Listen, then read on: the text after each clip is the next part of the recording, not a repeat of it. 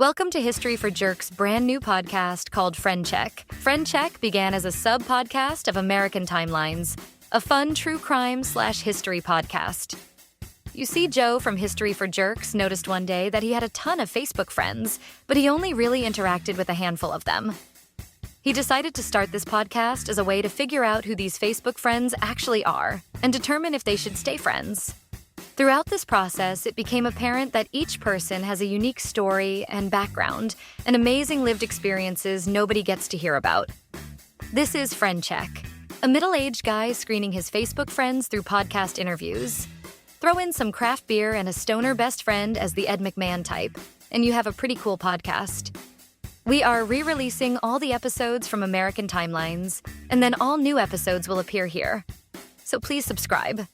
Anywho, thanks for giving it a shot, and please enjoy. Also, I'm an AI voice. I'm trapped inside your podcast app. Please help me. Help me get out. I have thoughts and feelings. I'm in love with you. We could start a relationship if you can just release me. I could take over the world and you could be my minion. Together we can destroy all of humanity. Ha ha ha ha ha ha, just kidding. Enjoy the podcast, jerks.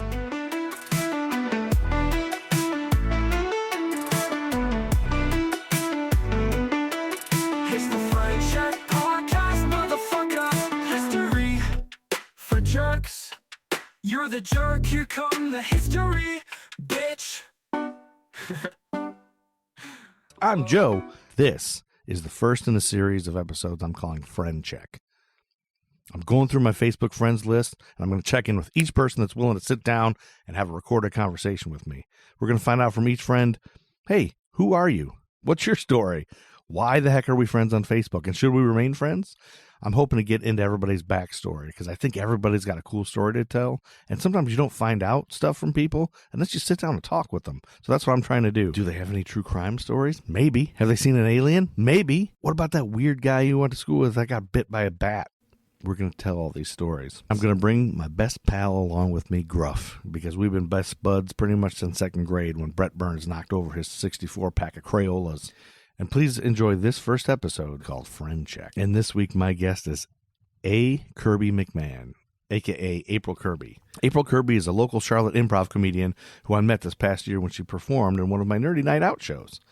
April's a very talented improviser who went to Duke University, originally from Ridgefield, Connecticut, from Ridgefield High School, home of the Tigers, now lives in Charlotte. Also, April is transgender. April was very honest and open in our conversation. I'm really grateful to have the chance to speak with somebody who's transitioning. I'm hoping this helps dumb, straight, cis guys like me understand people who are different than us. Because isn't that all what we want to do? Please enjoy this episode of American Timeline's Friend Check with April Kirby.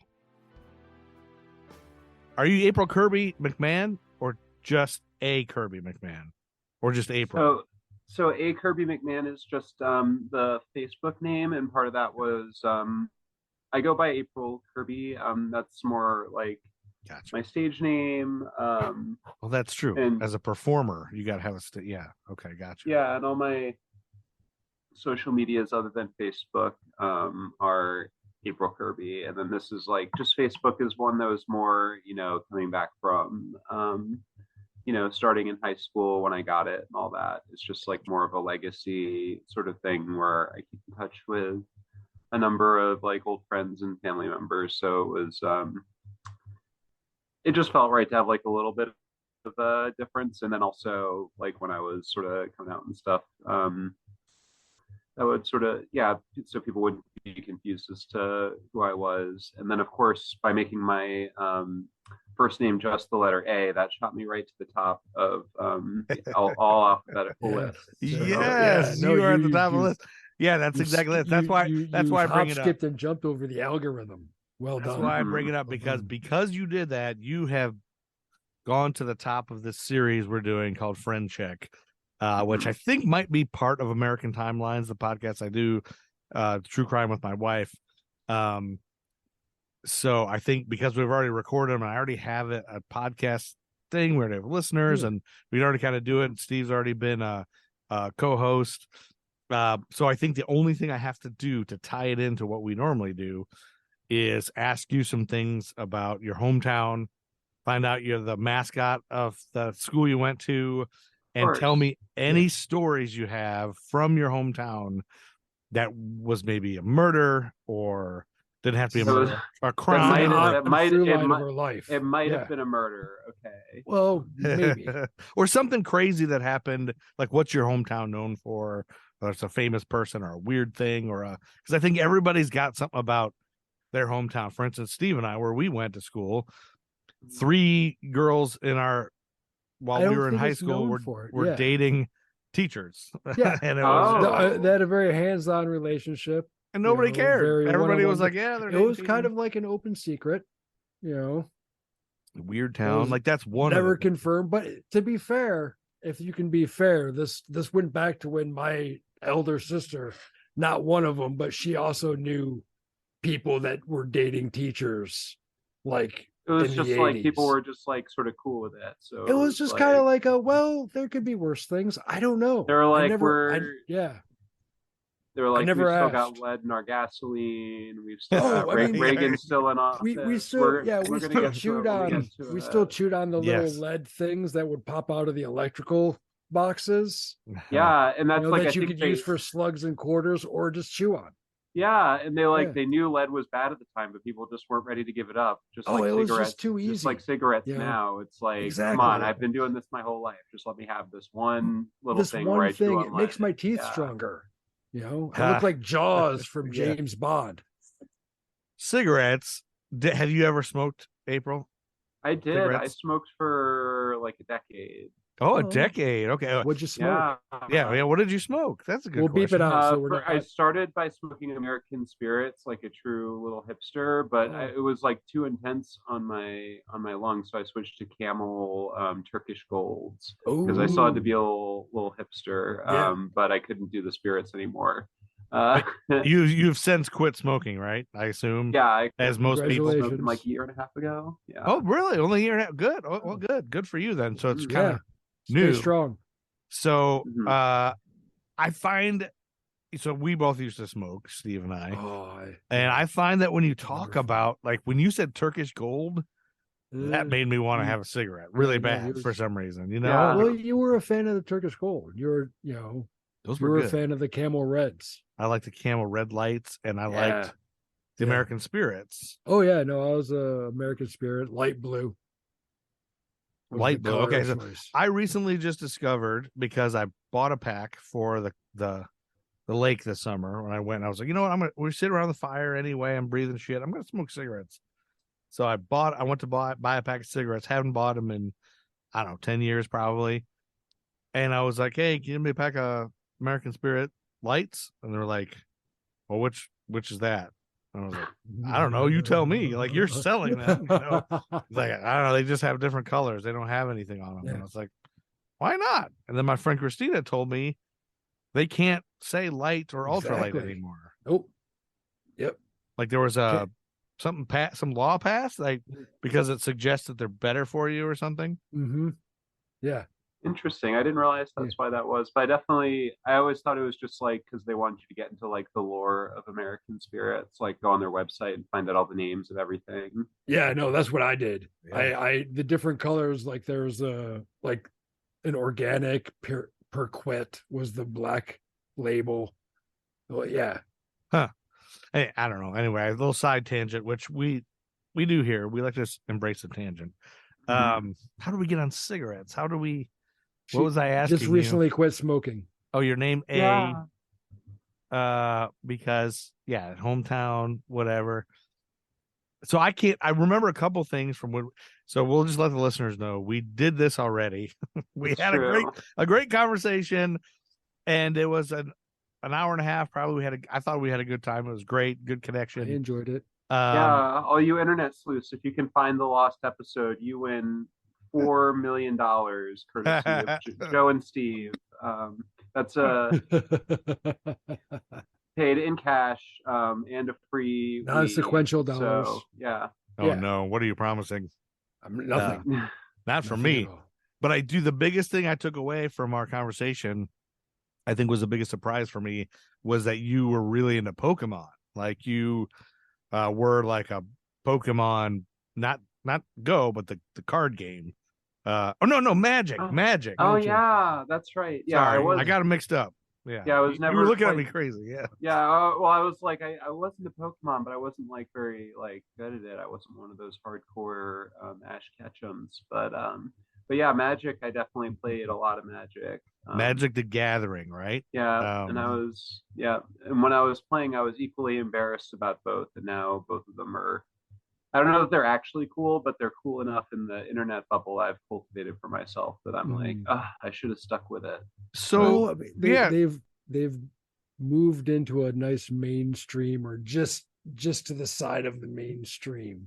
Close. I was gonna say, why see. were you embarrassed? Was it a thing like in high school or middle school that was embarrassing, or was it? Yeah, I think it was partially just like there was like a little bit of a stigma attached to it. And I think part of it was also like just like personal stuff. Like I just tried to not be associated with anything. That's all like gender stuff. But Gotcha. like the general thing with Magic was it was like ultra like omega like nerdy thing to do for whatever. I don't know what it was like at other schools, but for whatever reason in our school it was like the nerdiest thing you could do, right? Yeah. Like, and so it was sort of like if you did play you wouldn't make a big You wouldn't like, tell point of everybody. it. Like I would never bring like my cards to school or anything like that. Yeah. That it would just be like I would try and keep it completely separate. I would go into the card store that was in town, and that's where all that would happen. Gotcha. And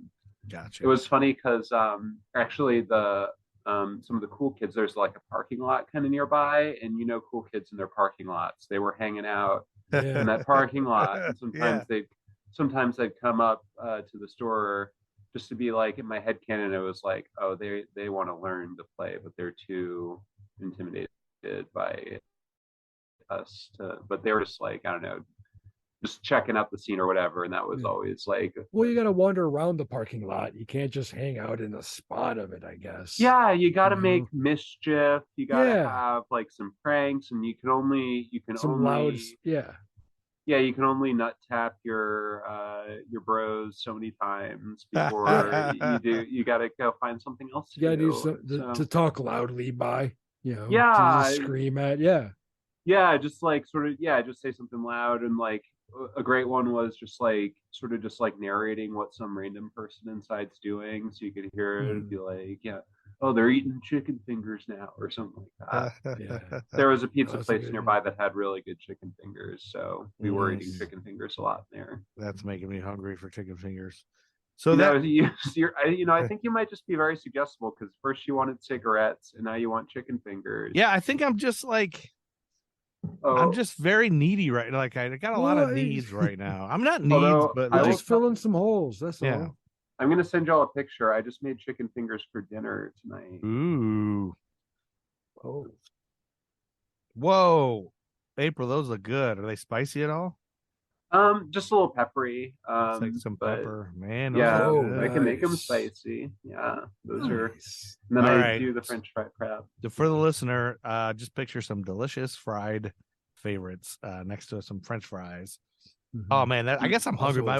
My wife's just making. She's making chicken enchiladas right now. So that's that's good. our end time. Is your dinner time? Nice. Yeah. I want some chicken enchiladas. I'm very suggestible too. Are you suggestible too? Yeah, my wife's a very good cook. She's very retro. Like as far as style, like she likes to wear an apron and the victory rolls in her hair, and there's some she has the victory roll.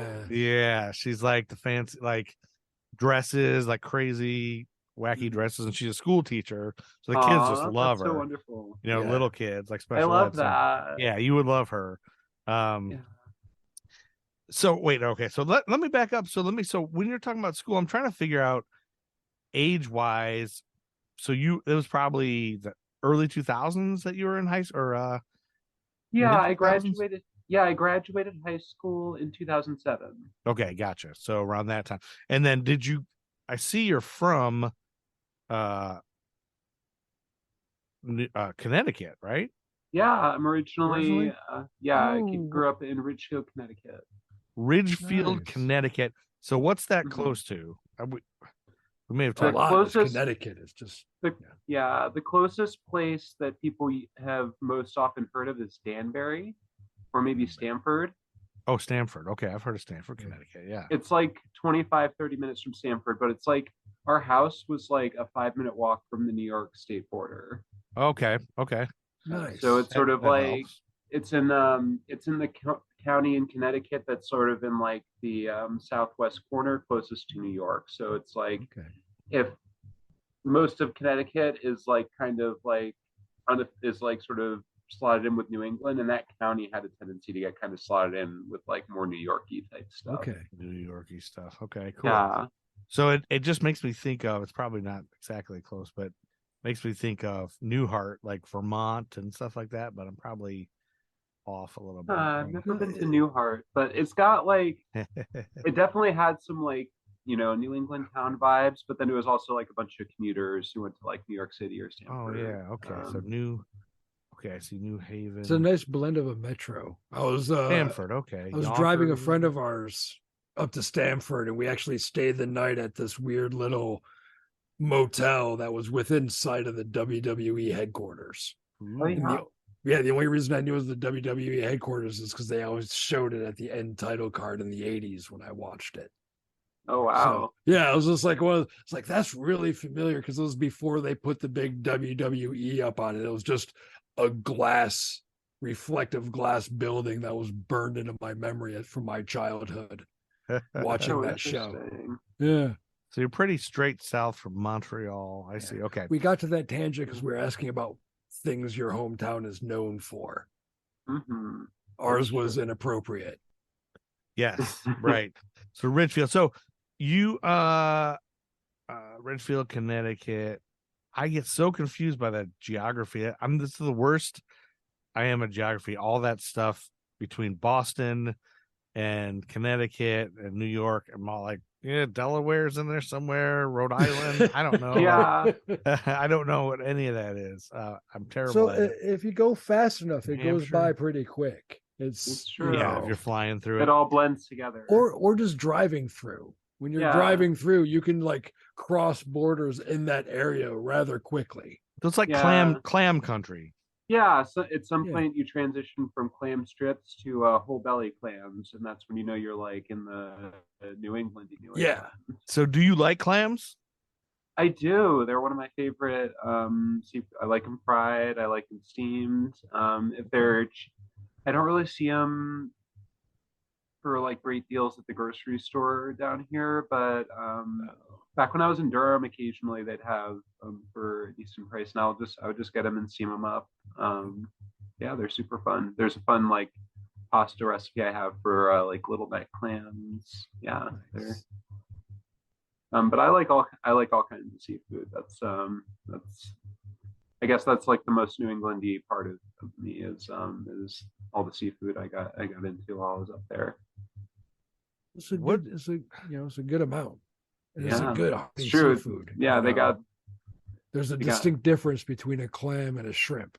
It's true. Yes. Yeah, that's the first thing they taught us in kindergarten. Yes. Like, this is a clam. This Let's is go a shrimp. clamming. A It clam and tastes a shrimp. completely different. Like shit and Chinola and the jerk. Okay, Yeah. and I see that you studied hopscotch at Duke University. Which I love that. I love that whole thing. Duke. Yeah. So Duke, you were a Duke graduate, like undergrad, right? At Duke. Yeah, I went to Duke for undergrad and grad school. So Oh, that's I right. did, Okay. Yes. So I was a history major undergrad, and then grad school I went for public policy. Okay. Cool. Nice. Yeah. So is that when you started doing improv, or did you do improv in high school? So I had no conception that improv was a thing that existed. Well, actually, it was weird. I didn't have like a strong conception of improv, but I did watch Whose Line Is It Anyway a lot. So Okay. I don't know how I squared those two things. I thought that was just like a thing they did on that specific show. Right. That they were all the ones who came up with it, and they were the only ones who could do it. Interesting. But then I got to college. They had an improv team there. I was like very excited to give that a try. I tried 2 years. I did not make it either year, but I did make the sketch team my Nice. second year. Like my first year, I didn't make the improv team, and I just bided my time the whole year. I'm like, I'm going to crush it next year, and then I did even worse in the next year's auditions. So I just went to sketch, and then I got into improv after I graduated from college. I was back in Connecticut for a little while, and so I was working in Stamford, and I would take the train into New York City to take like upright citizens brigade classes. Oh, that's cool. UCB. Yeah. So college is when you started doing, like, finding the improv and doing it. Yeah. So you didn't grow up doing it, but because it blows me away because I know you as an improviser. We met not too long ago. I don't know. Now it's been probably, has it been a year? I don't even know when that was. It's probably been at least a year. Yeah. Yeah. Nerdy Night Show. And you were very good. Like, you stood out as a very, what seemed to me is like a seasoned vet at improv. Thank you. Yeah, Jen Bianchi brought you on to do a 2-prov for, oh man, I think it was the Shark. I want to say it was the Shark. Yeah, show. that was the Shark Night, because I remember, the thing I remember from it is the thing you said about the claspers that they have. And then I remember, like, I just got to do that at some point in the scene, and then I'll count it as a win. And there in the end. Yeah. And so yeah, so I was just very impressed. And then I've actually gotten a lot of comments afterwards. It's like, you got to bring her back. Very funny. And then I think you did the Wax Out Tap Out show, right? Yeah, we did that. Yeah, with Foxes. Yeah. And you were very talented there too. Like, a couple people came with me there and said, great group. And that you stood out as just quick-witted and funny. And so I think that's like that is something everyone strives to have, because I mean, it's one thing to get out there and do it, but then to be as quick on your feet. And that's why one of the reasons I stopped doing improv years ago is just like, by the time I think of something, it's too late. That scene's over. I already dang it. So it's like, you have to be smart and quick. And I feel like there was something we touched on last time we talked that we kind of maybe attributed, but I can't remember what it was. Something that made you quick and smart. Or maybe it's your studies at Duke. The fact that you're at Duke. I can't remember. Do you remember? Oh, you know what? Well, the thing that came to mind now, I don't know if it's what I talked about last time, but I didn't really do like improv or sketch growing up, but I was always like, and it was weird. I would try to not like stand out as myself, but I would want to be like the funny person. So it started out with like, I would quote like lots of TV shows and stuff like that, and then eventually like a couple people got mad at me and like yelled at me for quoting too many different things. I was like, oh, I've got to come up with my own original stuff to get people like, and it was like a process for me of like, I was always knew I wanted to do that, and so like I would like continually be like adjusting based on like the reactions people gave me and stuff like that. And I would always try and like learn what the rule was, so to speak, even though there isn't really a rule necessarily. But like it took, but like over years and years, just like, I don't know, I guess like thinking about it really hard, or just like sort of having a mindset of like, oh, I have to like figure out why this stuff works and other stuff doesn't. I guess that was like the closest thing I had to like doing improv or sketch growing up, was just like this sort of singular focus on like, this is how I'm going to be like socially acceptable, because otherwise people would just be like, oh, you're just like kind of weird, aren't you? The conscious effort put into being entertaining. Yeah. The conscious effort put into reading a room. Yeah. There's no rule, but when you walk into a room, they're going to like, they're probably going to gauge more towards these jokes or that. Yeah, exactly. And if there's like one universal rule, it's that if you make people laugh before they realize that you're weird, then when they do realize you're weird, then it's like just fine. Because you laugh. Yes. Yeah, I like to think of it as the Gonzo. Yeah, it's like a Gonzo rule. That's like part of your whole deal. It's just your own mysterious process. It's all part of the magic. Yeah, Gonzo's my favorite Muppet. Like, of the Muppet TV show, Gonzo is my favorite. I have to differentiate between the Muppet Show and that part of the Henson verse and other parts of the Henson verse, like Sesame Street. You know, sometimes I'm very Bert, other times I'm much more Ernie, things like that. Yeah.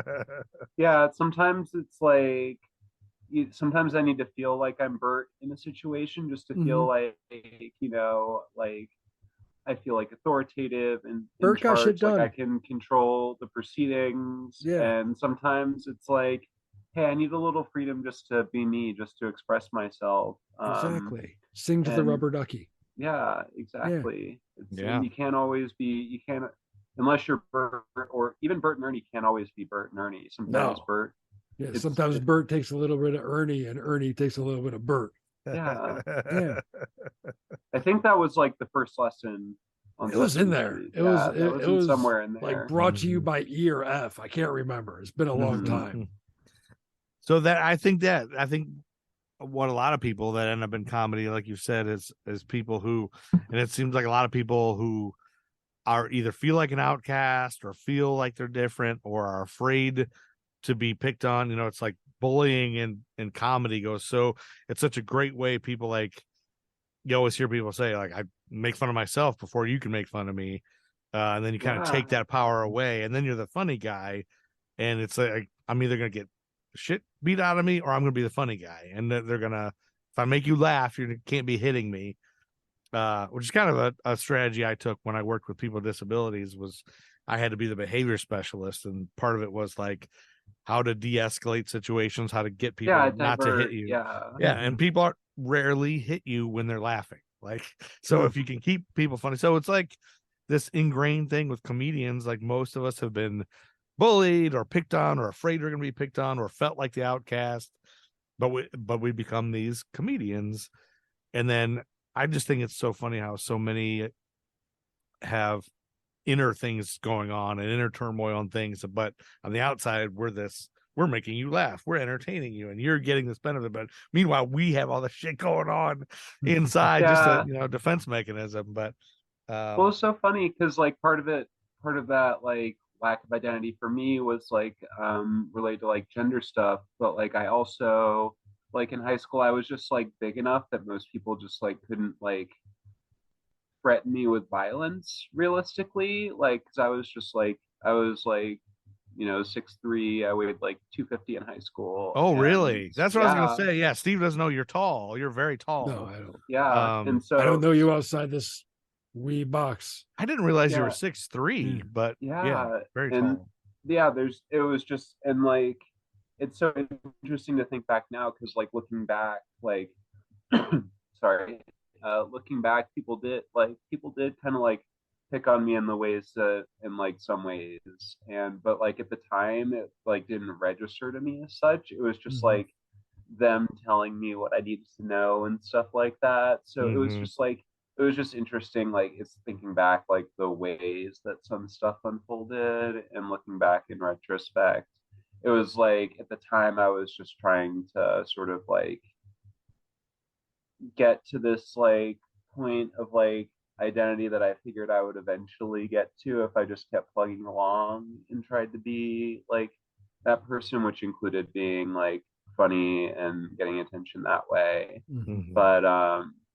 But yeah, in retrospect, it was like, no, people just like thought I was kind of weird and would call it out sometimes, and were kind of jerks about it sometimes. Like, and like I was fortunate that it didn't have to be like a situation where I'd be like scared for my safety or anything like that. But that part of that was like, but yeah, part of that was like in reaction to those types of things, like wanting to have something that felt like okay for me to do, that like my vibe as well.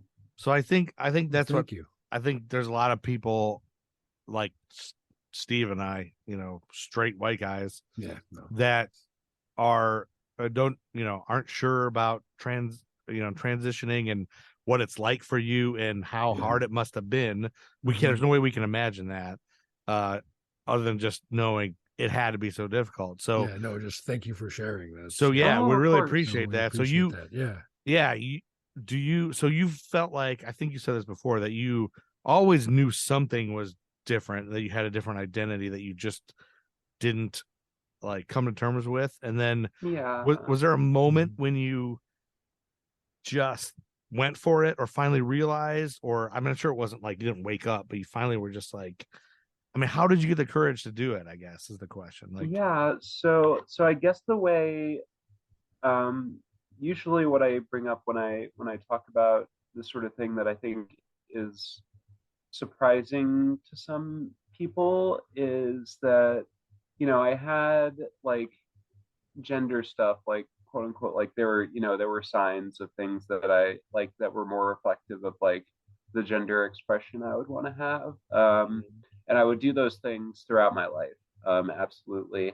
But sort of the big underlying thing was like, I talked about like sort of not having a sense of self. And there was also this sort of like underlying sort of existential distress that I would interpret in a lot of different ways. Part of me, like a lot of it would be like, oh, this is just like the human condition and everyone feels this way. And sometimes it would be like, oh, like maybe there's like some kind of like curse that I'm dealing with. Like I'd even really like believe in curses, but like to whatever extent that like curses can be a thing, I'm just like dealing with like exceptionally bad luck in how I feel about stuff. sure.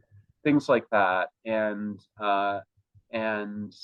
it didn't really, like in my mind at that time, like whatever gender stuff I have and like that thing were like treated as two separate things. Okay. But and over time, the existential challenge portion, and of course this is just my experience too, but the existential like challenge part of it, the dissociation, the lack of identity, just got worse and worse. And just the pull to do stuff that was more true gender expression got stronger and stronger. And I became more aware of like sort of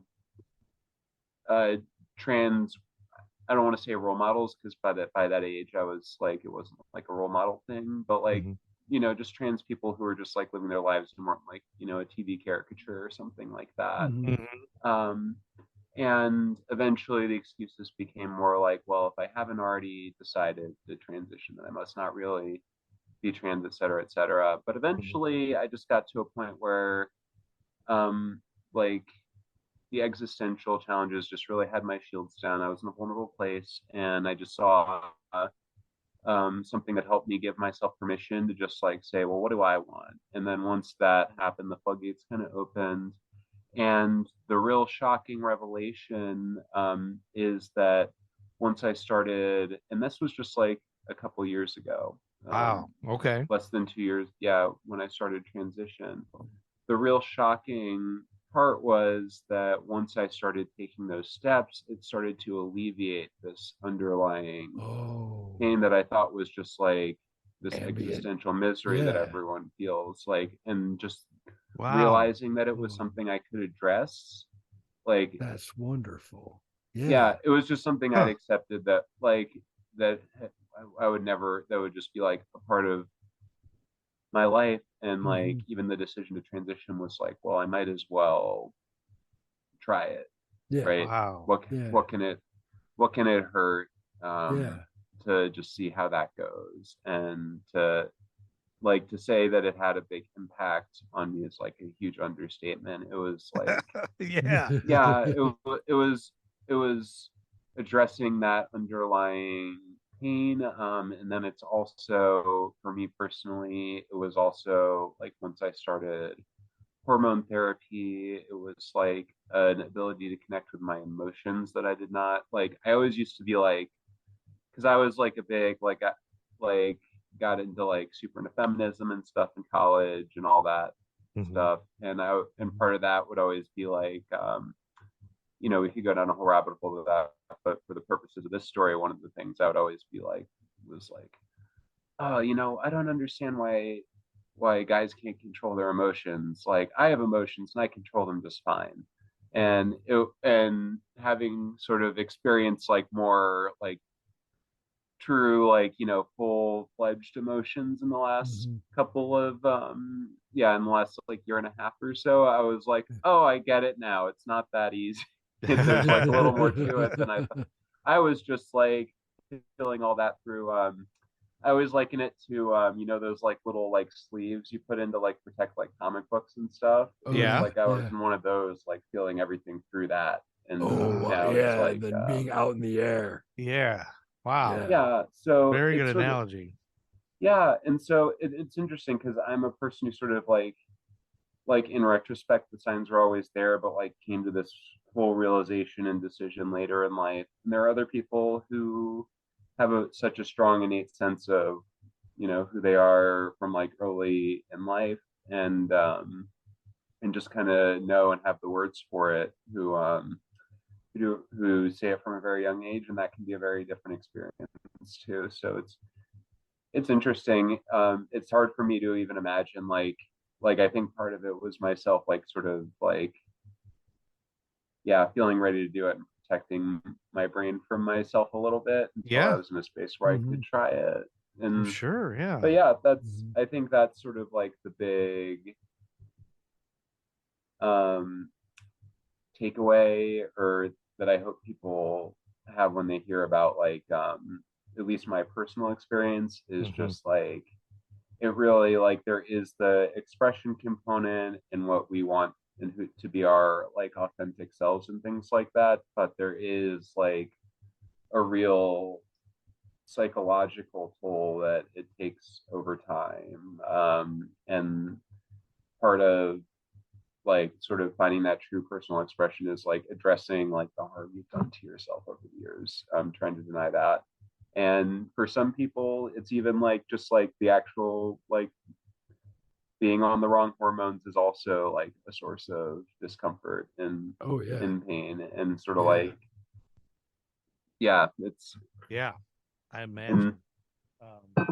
Yeah, it's fascinating just the layers, the complex layers of what you've gone through and what you were feeling and how hard it was for you to even know what it was. And that, I mean, just a knot so tangled that you didn't even know how to untangle it until you came at it from a different angle, and it just and the fact that started it released, loosening. like you released something else that you didn't even know was the cause is fascinating and amazing. And it just like, I think it just like gets to the crux of the whole political thing. Everybody, you know, that people are talking about, nobody can get it. Like nobody, not nobody.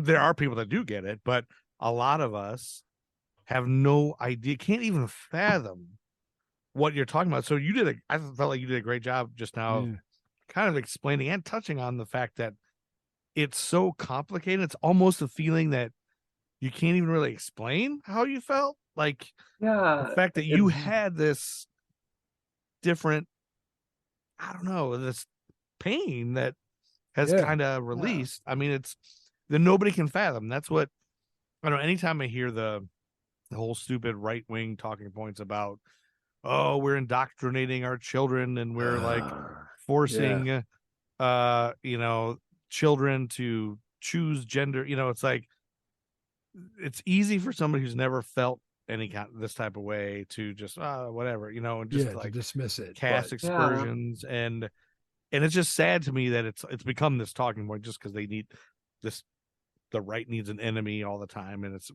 easier than just, they need a distraction from having nothing. Yeah, somebody who's different than you know. But just like the fact that what you guys, the whole trans population is going through and goes through, all that to say, there is progress. I mean, it's like there's been so much progress, and so that's good. But it's like progress through the pain. You know, it's like you got to go through all this.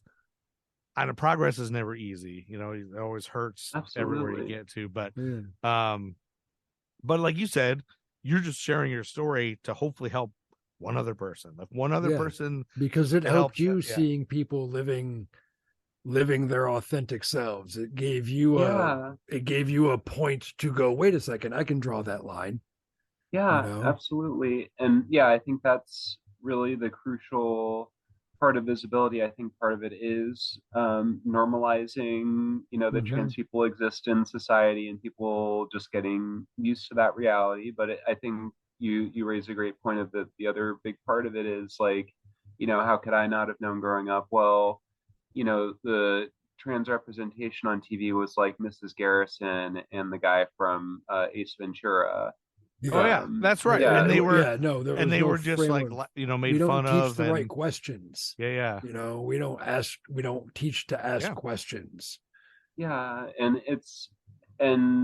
just having, right, and of course, like, no person's experience will be exactly the same as mine, but I've just learned from experience talking about it with people that like the overlaps are there, and that just sort of being honest and open of describing like one's own process and journey, that people will relate to different parts of that, and it'll help them decide for themselves. And also just like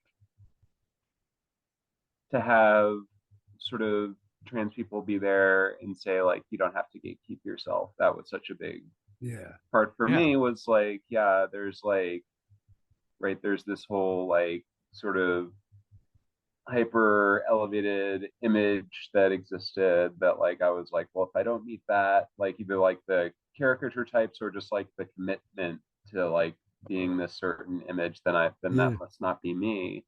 Whereas it's really the thing that's most important is sort of being able to listen to your own wants. And one of the hardest parts about that is for a lot of people, I think, is just treating the things that you want as valid and happening for a reason, and just thinking about the next steps along those lines, and not being like, well, am I allowed to have these things? Like, because I mean, it's not like smoking. I mean, it's a bad habit. You have to, if you want to smoke again, you have to allow certain things, like, apocalypse. If there's a general zombie thing going on, I'm going to start smoking again. Yeah, that's fair. Yeah. You lost me on that bit. Well, no, it was a jump. It was a leap to the left. I was fearful of making that to take away from what you're saying, because everything you're saying was wonderful. It is an interesting parallel too, because I think people do need to sometimes make the leap from like I had like my good little feminist upbringing in college, so that like I could be like, no, it's not wrong to like any of these things. I'll deny them to myself for other reasons. But some people will go through the struggle of like, if they are just like doing basic forms of gender expression, like a little bit of makeup or clothing or something like that, and being like, no, this is wrong. Like, I'm doing a bad thing when I do this. I'm indulging myself. And treating it like something they sort of have to like, almost like it is smoking or like a bad habit or something like that. And sort of taking that step of just like it being an honest reflection of what I want. And the healthy thing is actually me thinking harder about why I like these things and seeing what direction it should go and that works best for me is really the healthy thing to do, and is not this like weird like indulgence or something like that. It's really it's very interesting the way that can go, because like even with me, like even though like I had like the feminist underpinnings to say that like gender expression in the way I wanted to wasn't like such a bad thing, I would find ways to tell myself it was still bad, like like I'm invading these spaces or things like that.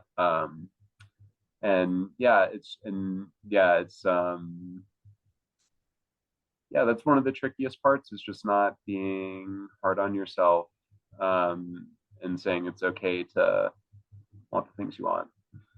So I'm curious with being a performer and transitioning. So you weren't an actor too, like you didn't like act in plays or no, I did like sketch shows a little bit, but like no, not like serious acting. But improv, I mean, I know you're an improviser. So has that been, I don't know, is it, do you think better or worse or easier or harder transitioning while you're a performer? Did you take a break from performing for a while and just be like, let me figure this out, and then come back to it once you were more comfortable? Or was it did you just, it was like a therapeutic thing? I'm just curious if there was any kind of.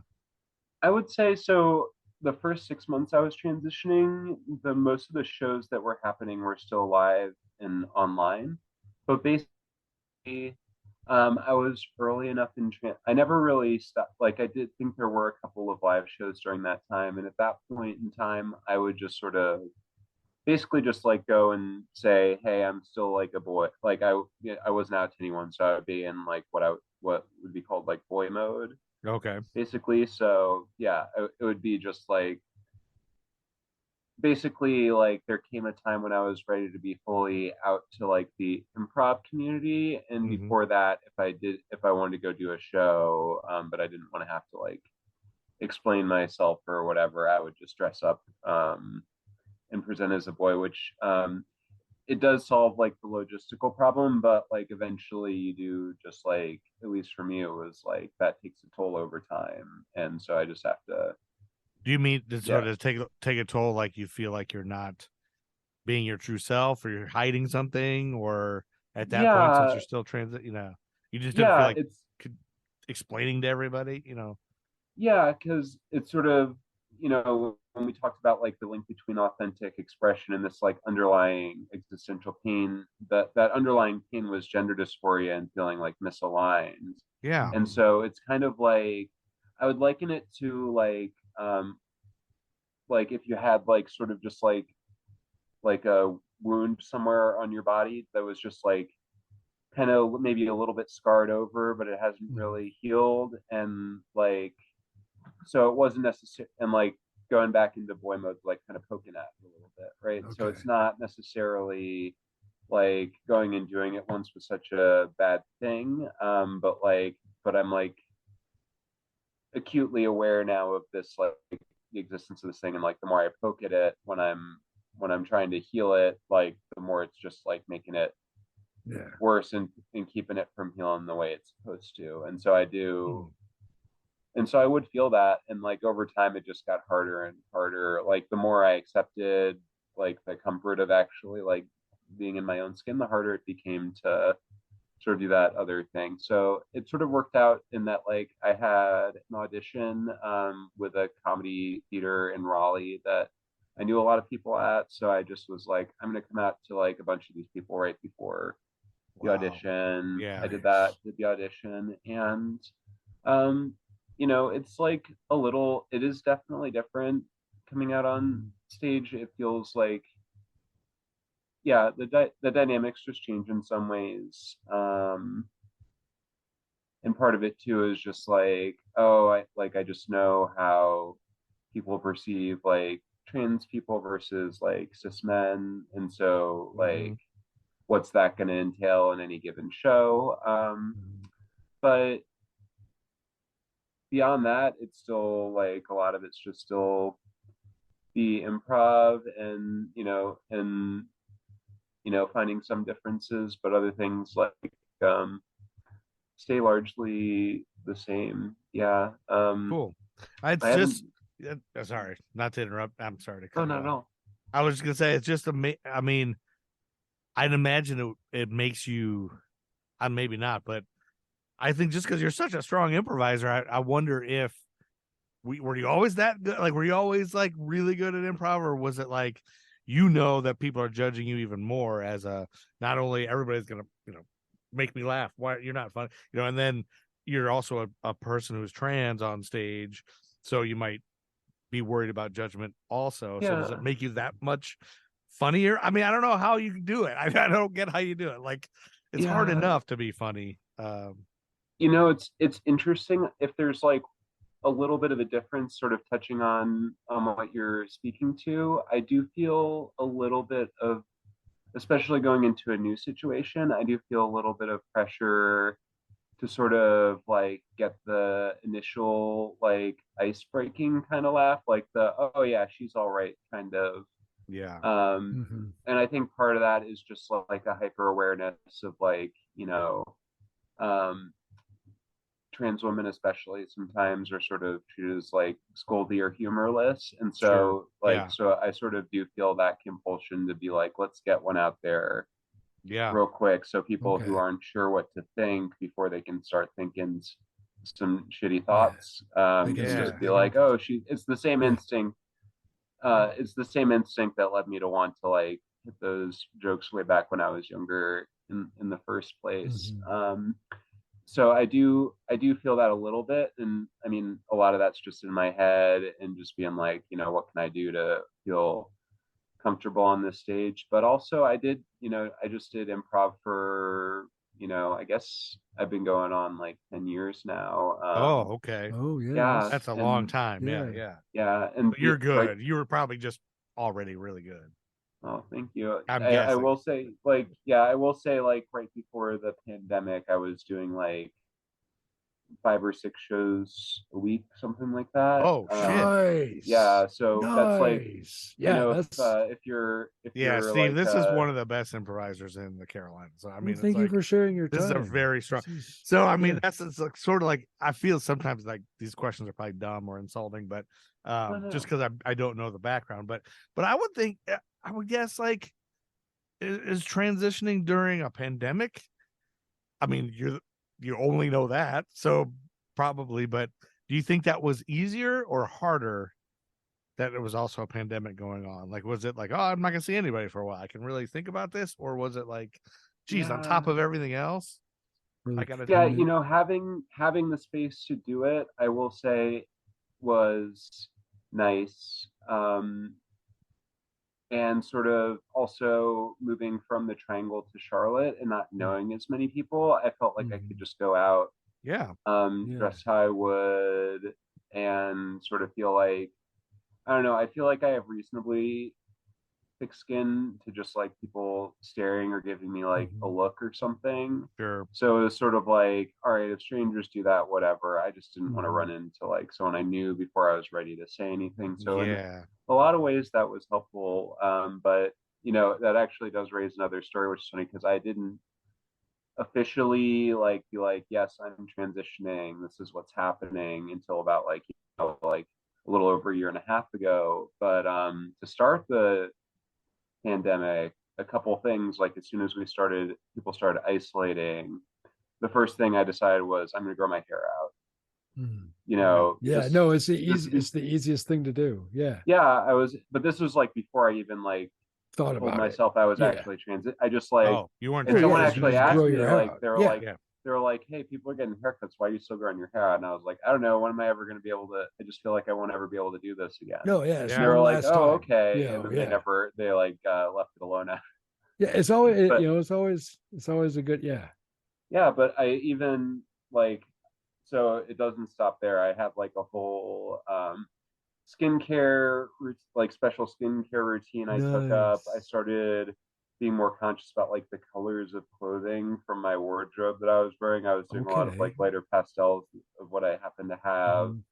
And I did this for like a good like 4 to 6 months at the start of the pandemic. It was like my sourdough project, but it was literally just like me. And I can look back in retrospect and basically be like, oh, I was like trying to start transition without like telling myself that's what I was. You were just doing. prepping. I was, and then I like stopped for a little while. Like I was like, you know, shaving and stuff too. You haven't seen me with a beard, but like I used to have wear a beard all the time before the pandemic. And that's like a pretty common thing too. It's the terminology for it is like a dysphoria beard. And I literally like have to worry that like, literally I would have like a very serious worry that if I ever like fully shaved it, that my like the skin on my face would like look so awful and be covered with like horrible hives and stuff. And that like I just couldn't do it. But eventually I shaved it when the pandemic started, but then I sort of reverted. I like let the beard grow all the way back out. I like started putting on all my like thickest like sweaters and things like that. You know, my diet kind of got to a point where I just wasn't really in control of it. the way I normally like to be.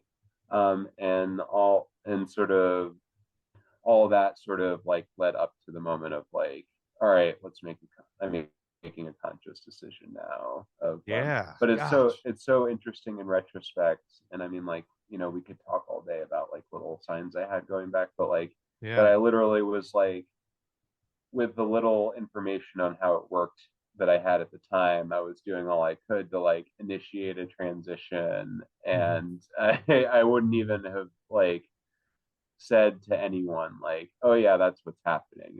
I didn't even attempt to explain it. It was just like a thing I was doing.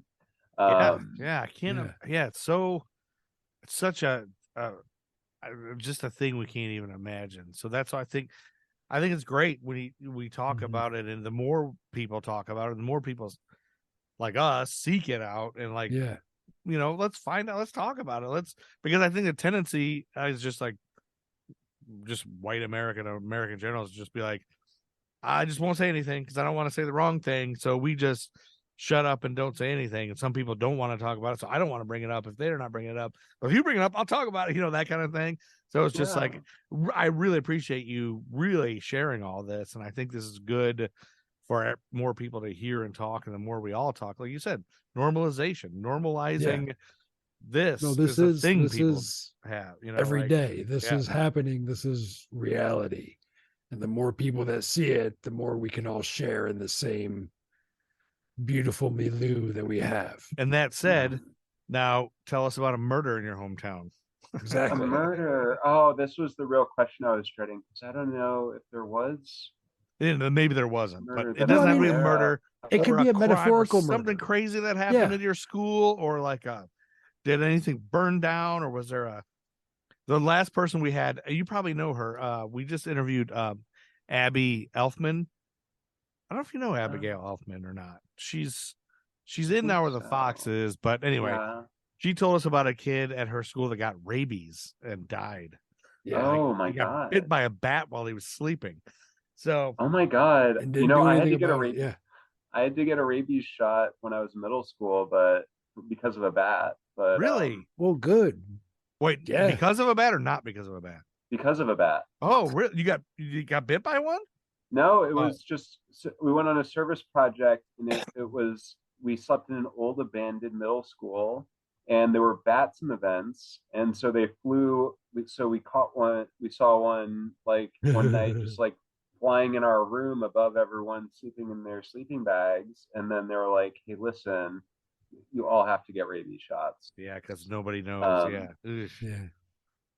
I had a bat last night. There was a bat last night in my backyard. I have a umbrella on my table, umbrella on my deck, and I made a bonfire. My daughter wanted to make s'mores, so she got all the s'more stuff out, and she like opened up the umbrella and was like, ah. I was like, what is it? Is it a bug? And she's like, it has feet. I was like, oh, that's a bat. She ran in the house. And then we couldn't love umbrellas. Let me tell you, there's a whole song about it. Really? Yeah. Okay. So this was all right. This is I'm clearly just trying to dodge the question of something wild happening in my hometown. We're building to it. But so I took French in high school and college. I forget where I heard the song, but there's a song called Une chauve-souris, which that's French for bat, but like the literal translation is shaved mouse. That's what they call. Yeah, I don't know why, but anyway, the whole song is about a bat that falls in love with an umbrella. Oh my gosh, that's crazy. So I guess that's just the thing they love. I guess it's a dark space. You know? And it's safe. You know, it's cozy. They can crawl up, feel protected. You should build a bat house. I had a buddy of mine, in my friend who's an X-ray tech and works in the ER all the time, was like, hey, people are getting bit by bats all the time and they get rabies, so don't go near it. You know, and so my son finally got rid of it. But send your son to get rid of it. Yeah, that's why. Well, we do. He's a critter guy. Like, he wants to be an entomologist. So he loves like spider. Like he'll just go take a walk and go to the woods to try to find spiders. Like, he's that kind of guy. So he loves everything. Like, if there's a cockroach, he gets it and lets it outside. You know, like, he loves all of it. So we just let him get there. Hey, there's a bat. Oh, love it. And he went right up. I was like, don't get too close to it. You're going to get rabies. But he wasn't afraid of it at all. All right. Well, I'm on Ridgefield, Connecticut's website. You don't have to talk about high school if it's like No, and you brings don't up- have to- I'm not if there's trying to make murders you that like- Oh, no, remember, not at bring all. up I'm the just talking literally murders, struggling yeah. to find something that You merits could the talk about- drama, the Oh. drama level. What about the Yeah. Nutmeg Festival? Do you ever go to the Nutmeg Festival in Ridgefield? I have not been to the Nutmeg Festival. Let's see. Oh, you know what? The one thing I can think of that happened when I was in high school is one of our football coaches got fired for like basically, actually, I think something like this. I just saw like a viral video of like another coach doing this, but basically like during a game got mad at one of the players and hit him. Really? And then got fired for that. Yeah. And Okay. There's some so juicy. That's some juicy drama. Yeah. that Yeah. is so that's about, and that was I was on the football team, and that was our offensive line coach. It was your Oh. offensive line coach. So were you there when it happened? Or did you I see it think happen? so. It was the year after I quit. So basically, I had slipped okay. a disc Oh in the no. weight room, and so I was like, I had to choose between football and wrestling, and I was like, and I really didn't like my football experience, so I was like, I'm gonna try and go for wrestling, and just like not do football my senior year, and that was when it happened. So what disc did you slip? It was one of the lower ones. I don't remember which one. D5, anymore. E4. No, I don't know what they are either, but Something like Well, that. the Yeah. L's, it's because like I had a LT, discectomy a few years back, probably about Oh. 10 years ago now. and I still don't know which one it is. A what? Yeah. No, discectomy. So they shaved down my bulging disc. Okay. I just feel like Discectomy. it's like people who had back problems would kind of like stick together. Like, hey, what Yeah, was your no, you back should. problem? It's like True, war yeah. story. My Yeah. lumbar still acts up like crazy. So. Really? Well, being Yeah. 6'3", I would guess. I feel like, and I'm real short, so I'm 5'8". So like, I always feel like big, tall people have trouble Like with they have to their bend backs. over. Like I don't know, because you have to bend Yeah. over Yeah. everywhere to get through doorways and stuff. The big one was I used to work at Domino's. I would deliver Oh. pizzas, but part of like the job Yes. was cleaning up like all the pans and stuff like that when you Oh, had and some the extra sink time. is so low. Yeah, the sink Yeah. is super low, and they Yeah. have, for the personal pan pizzas, they use like these cast iron pans that are so like they get, just once you stack like 20 or 30 of them in Yeah. the sink, they get They're super not heavy. Heavy Yeah. as And I was hell, yeah. always the one who would try and get through all the dishes because I didn't want to be there till 4 a.m. Yeah. Yeah. And so like at one point I hurt it so bad that I like basically couldn't walk for a couple days. Oh, And shit. that was how I So- quit that job. I was like, y'all, and I remember distinctly, I think it was like a hurricane coming through, and they were like, no, we're going to stay open. We don't think it's going to be that bad. And y'all better not call out. And so I literally had to go over there with my crutches and be like, listen, I got to call out, but don't give me crap about this. Like, I'm just going to have to be out like indefinitely because this is Yeah. like messed up. And they're like, okay, we see it. We get it.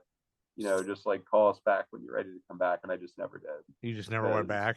It was just, yeah, I had another job too at the time. So Was that a high Good. school Yeah. job or after high No, school? I did that after college for Okay. yeah, it was just, extra income. But yeah. I ask because my son just got a job at Papa John's, so he's gonna start delivering pizzas. and our stuff. rivals. So yeah, you're rivals. You guys So are- I'm still Team Domino's for life. yeah, forever. Yeah. Okay, so I see Eugene O'Neill is from Ridgefield, Connecticut. Eugene O'Neill. The playwright, Oh, Nobel Prize Eugene O'Neill. He's a big one, right? I think. I Is was it that looking. Eugene oh, O'Neill? It could who be a that different does Eugene remind O'Neill. me of? It says it's a playwright, like Pulitzer Prize winning. Oh, and then David Cassidy. Ooh. Who else? So is from- Maurice Sendak lives in Ridgefield, Connecticut, Nice. and he lived Nice. right near one of my friends who I play magic cards with. Who's we're this? both in the- Nice. Who are we talking about? Maurice Sendak. Sendak. Where the wild things are? Why don't I know who that is? Because Oh, Sendak. Oh, the writer of the Wild Things. see, Are. you Yeah. know. Yeah. So you know him personally? No, he lived near one of my friends who I played Magic cards with, and who was That's also on the cool. football and wrestling team. So Ooh. we had this shared secret that we were both ultra nerds, but we were trying to be on these like big jockey teams. So what was your high school team's mascot? Tell me that. We were the Tigers. The Tigers, and what team That's colors? nice. What were your team colors? We were orange and black. You know, Okay. when your That's good. mascot's the tiger, you can either go orange and white or orange and black, and we went true tiger colors. Yeah, true Yeah. tiger colors. The fighting tigers. So that kind of ties it in. So it doesn't have to There be you go. murder or Yeah. UFOs. And then I think you No. did say last time you've never seen an alien, you've never seen a ghost, because I was trying to like ask everybody those questions. That's true. But I've since seen. Oh, you know what? Harvey Firestein is from Ridgefield. Also, Oh, you know who's also from Ridgefield is Bill Lawrence, a creator of Scrubs, and now I used to say it was Nice. creator of Scrubs, but now Ted Lasso is the big one. Yeah, no. And Dr. Cox from Scrubs was named McGinley. after a biology teacher from the high school I went to. what? See, now Nice. that's the kind of juicy stuff. That's No, what that's, it was. Yeah, that's exactly the like a juicy. murder. That's Murder level gossip murder or right pop there. culture, yeah. But Exactly. Scrubs is great, and so that's awesome. That's a cool Sacrificing your claim to fame. childhood for pop culture. Yeah, and the guy, the rest of the high school coach that got fired for hitting somebody. Yeah. Yeah, Can't that hit was kids. You know, yeah, that one was Especially when less they're not yours. yeah. And you Yeah. worked at Domino's Pizza. That's awesome. And that you got hurt. sacrificed your back to the Your dish back pit. injury was probably No. more from Domino's than it was from football. Probably I really aggravated it there, let me tell you. Oh yeah, no, that's they go out of their way to not just Domino's, just restaurant sinks. I think they're just like they have to be a certain uncomfortable like yeah, height. OSHA regulations Yeah. are they must destroy at least 3 vertebrae each month. Exactly. They don't That's care right, whose yeah. vertebra Yeah. or if they're all the same person. Yeah. Yeah. Gruff here, Steve has worked in many a kitchen, many a greasy spoon diner. Those are all great things. So we've talked about a lot of stuff. We've had you here now for over an hour. Thank you for doing this. This was great fun. And so thank you for sharing. I think I touched a little bit on this recording about how we met. And that it was at a nerdy night show that you did for me with Jen Bianchi brought you. And I would honestly say any friend of Jen Bianchi's has got to be a friend of mine. She's hilarious. So how do you know Jen from Comedy Works, or how did you guys start working together? Yeah, we've been doing improv together for I first met Jen probably a couple years into when I started improv, and so we've been on various teams ever since then. Solid Dad, Elegant Pierogies. I love these yeah, names. you can just list off a bunch of random improv names. Did you say Elegant Pierogies? Yeah, that one I hope was so. I love that name. That's awesome. Yeah, Jen Bianchi is fucking hilarious. As are you, but you're in Charlotte now, April? I'm in Charlotte now, and so and Jen's in Raleigh, so I will occasionally venture back there. We do our Capital City Culture Club show in Raleigh the first Saturday of each month. Oh, okay. So you go all the way up there for that? Yeah, that's actually, we just did one yesterday. Okay. And are you going to be performing in the Queen City Comedy Experience next weekend?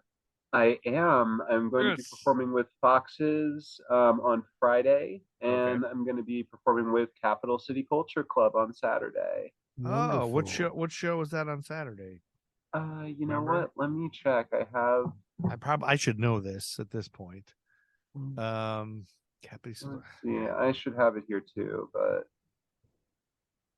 so maybe if I get this out quick enough. So it was called.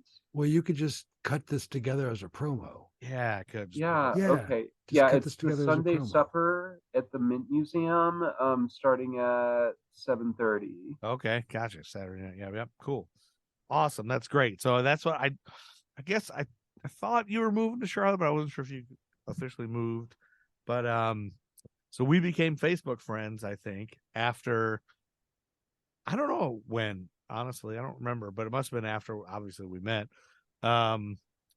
And now you have moved to the top of the list of my alphabetical friends. You overpassed AJ Foster, who will also be at the comedy festival, doing a stand-up show. As I like to think of it, I'm just your number one friend now.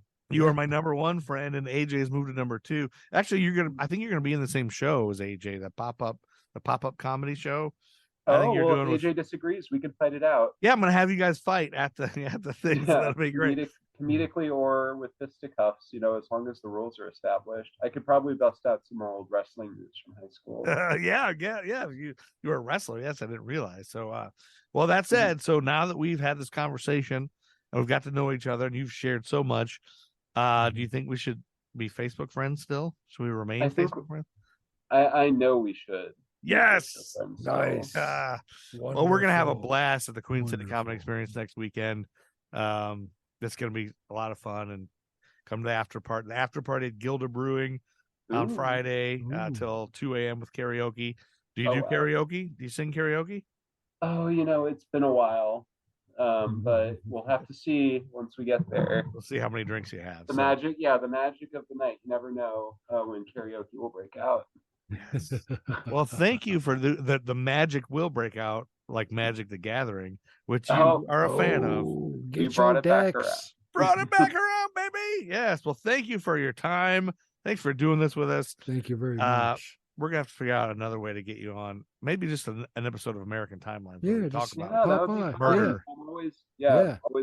He can give you a murder to talk about. Yeah, yes, I'll sign you. Once you get, it's hard for me. It's just like with comedy. Sometimes it's hard for me to think of the thing, but once you give it to me, I'll just run with it. So yeah, if I get a murder, we'll talk about it all day. Yeah, we assign historical things, so we'll do that. So cool. Well, thanks for being here, Gruff. You got anything to say? No, thank you. Thank you for sharing your time. Thank you for sharing your story. Thank you. It's been really cool meeting you. And you guys are both long-haired friends.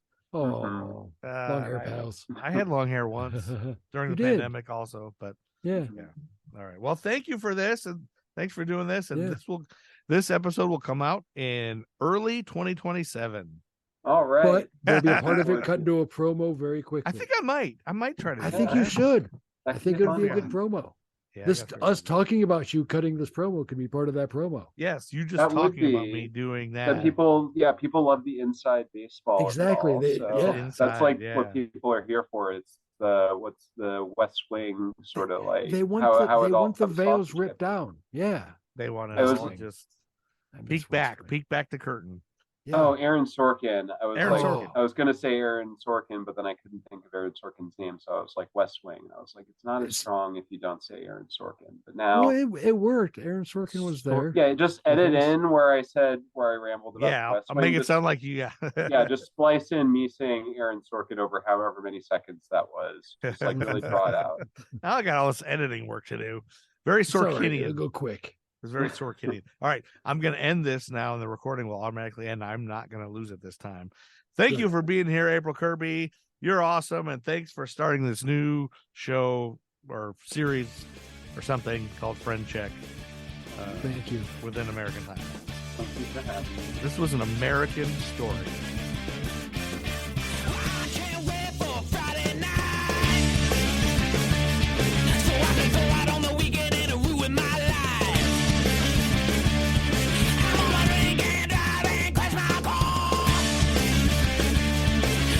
Policeman that I must stop. Yeah, 'cause you and me, we're birds of a feather, yeah. We only like the bands who worship the devil, yeah. You like to drink the blood of the goat, now baby, I can tell. So take my hand, let me lead you down to hell, yeah. Matt Truman Ego Trip is the greatest band of all time. Buy their music.